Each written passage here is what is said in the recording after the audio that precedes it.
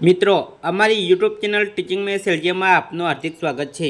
મિત્રો આજે કોન્સ્ટેબલ પરીક્ષા 2025 માટે બંધારણના વેરી મોસ્ટ આઈએમપી પ્રશ્નોનું સોલ્યુશન કરીશું। જો મિત્રો તમે પૂરેપૂરો વિડીયો જોશો તો તમને ખ્યાલ આવશે અને તમારી જે પરીક્ષા આવે છે તેમાં પણ તમને ખૂબ જ મદદરૂપ બનશે। જો મિત્રો તમે ચેનલમાં નવા હો અને હજુ સુધી જો ચેનલને સબસ્ક્રાઇબ ના કરી હોય તો ચેનલને સબસ્ક્રાઇબ કરવા વિનંતી, જેથી તમને જે નવી નવી અપડેટ આવે છે તે અપડેટ મળતી રહે। પ્રશ્ન નંબર 1, બંધારણ સભામાં કુલ કેટલા સભ્યો હતા? સાચો જવાબ આવશે C389। 2, બંધારણના ઘડતરની પ્રક્રિયા માટે વિવિધ વિષયોને સાંકળતી કેટલી સમિતિઓ રચવામાં આવી હતી?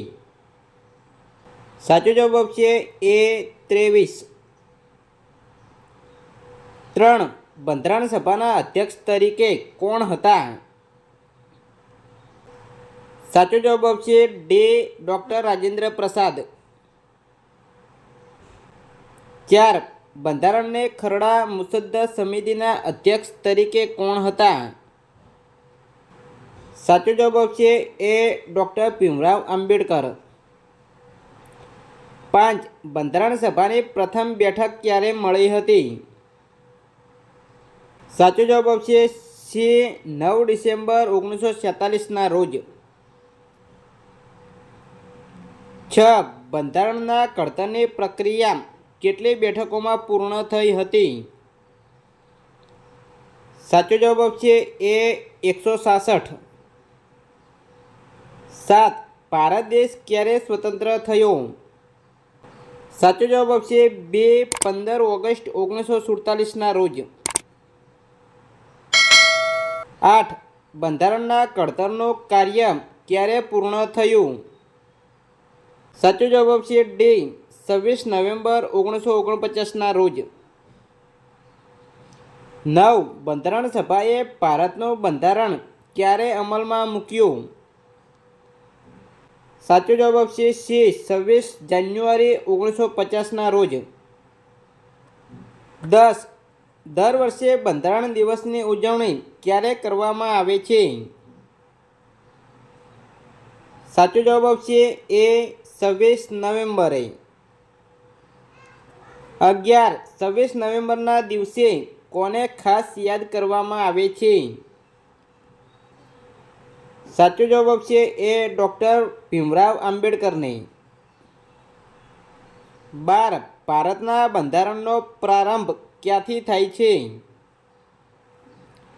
સાચો જવાબ આવશે D. આમુખથી। 13, આપણા દેશમાં દર કેટલા વર્ષે સામાન્ય ચૂંટણીઓ યોજાય છે? સાચો જવાબ આવશે C. 5। 14, ભારતમાં નાગરિકના મતાધિકાર માટે કેટલા વર્ષની ઉંમર નક્કી કરવામાં આવી છે? મિત્રો અહીં 4 ઓપ્શન આપેલા છે, A15, B18, C17 અને D16। તો સાચો જવાબ કયો આવે છે તે તમારે કમેન્ટ બોક્સમાં જણાવવાનું રહેશે। 15, લોકશાહીનું મહત્વનું પાસું કયું છે? સાચો જવાબ આવશે D. સ્વતંત્રતા।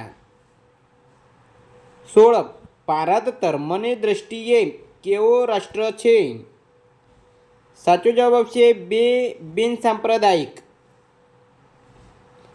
17, આપણા બંધારણમાં દેશમાં કેવી શાસન વ્યવસ્થાની જોગવાઈ કરેલી છે? સાચો જવાબ આવશે A. સંઘીય। 18, સંઘ સરકારને કઈ સરકાર તરીકે ઓળખવામાં આવે છે? સાચો જવાબ આવશે D. કેન્દ્ર સરકાર। 19, કેટલી ઉંમરના બાળકોને બાળમજૂરી કરાવવી એ શિક્ષાપત્ર ગુનો ગણાય છે? સાચો જવાબ આવશે B. 14 વર્ષથી નીચેના। 20, કોણે બંધારણીય ઇલાજોના હકને બંધારણના આત્મા સમાન કહ્યો છે? સાચો જવાબ આવશે C.